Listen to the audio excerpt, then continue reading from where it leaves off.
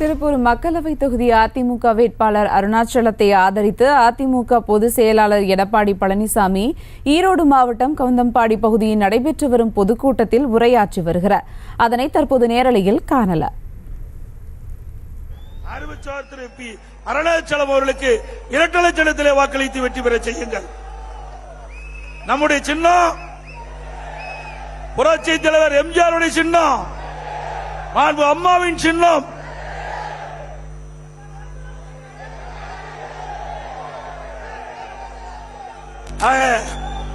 நம்மை வீழ்த்த எத்தனையோ அவதாரம் எடுத்து விட்டார்கள் திமுக கட்சி சேர்ந்த தலைவர்.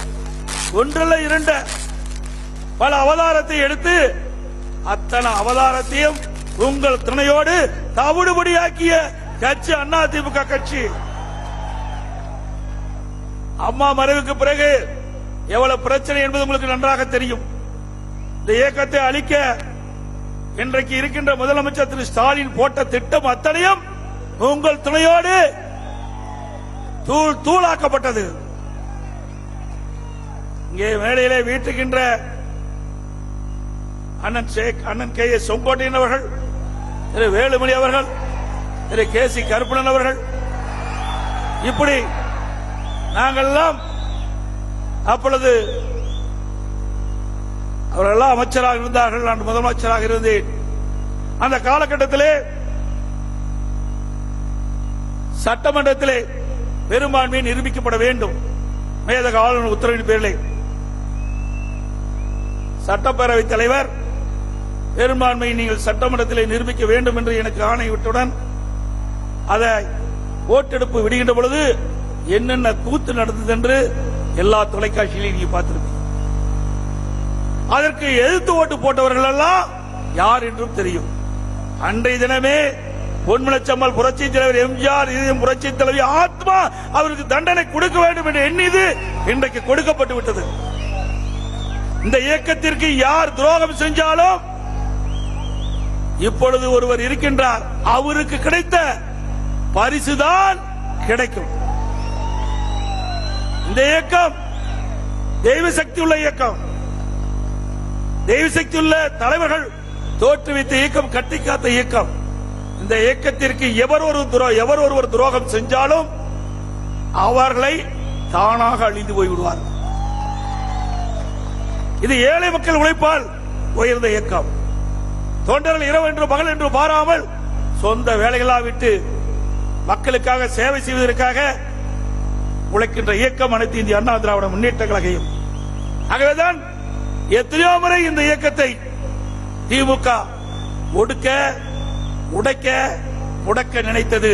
அத்தனையும் இன்றைக்கு தவிடுபடி ஆக்கியது உங்கள் துணையோடு. இன்றைய தினம் ஆளுகின்ற திராவிட முன்னேற்ற கழகம் ஆட்சி பொறுப்பேற்று 3 ஆண்டு காலம் ஆகிறது. இந்த 3 ஆண்டு காலத்திலே இந்த மக்களுக்கு என்ன செய்தார்கள் மக்கள் கேட்கின்றார்கள்.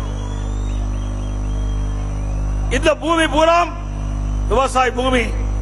கோபிச்செட்டிப்பாளையம், அந்தியூர், பவானி, பெருந்துறை, நான் இந்த பகுதி நன்கு அறிந்தவன். நான் கோபிச்செட்டிப்பாளையத்திலே பியூசி படித்தவன்.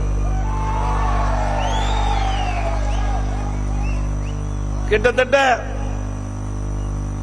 45 ஆண்டுகளுக்கு முன்பாவே நான் இங்கே படித்தவன். இந்த பகுதி முழுவதும் நன்றாக எனக்கு தெரியும்.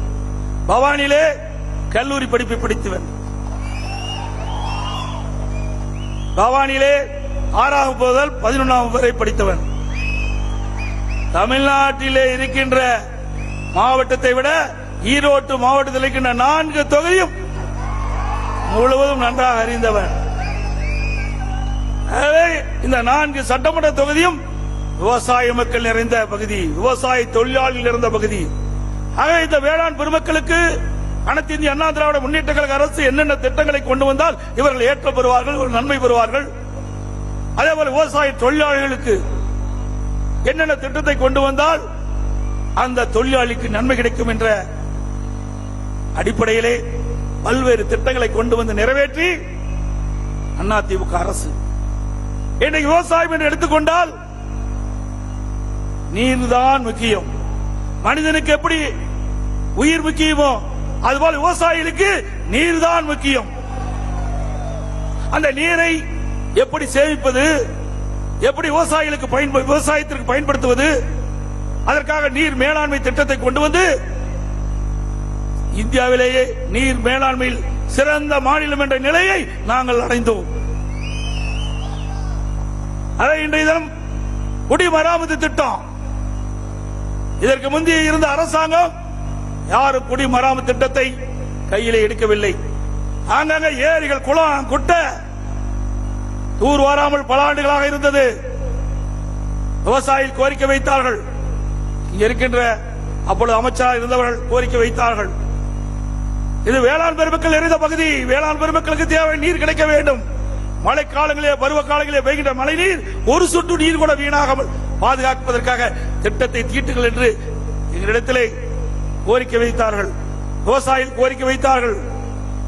அவருடைய கோரிக்கையெல்லாம் ஏற்று அதிமுக அரசு இருக்கின்ற பொழுது இன்றைக்கு பருவ காலங்களிலே பெய்கின்ற மழை நீர் ஒரு சொட்டு நீர் கூட வீணாகாமல் காப்பதற்காக ஏரி, குளம், குட்டை எல்லாம் குடிமராமத்து திட்டத்தின் மூலமாக தூர் வாரிய அரசாங்கம் அதிமுக அரசாங்கம் ஸ்டாலின் அவர்களே.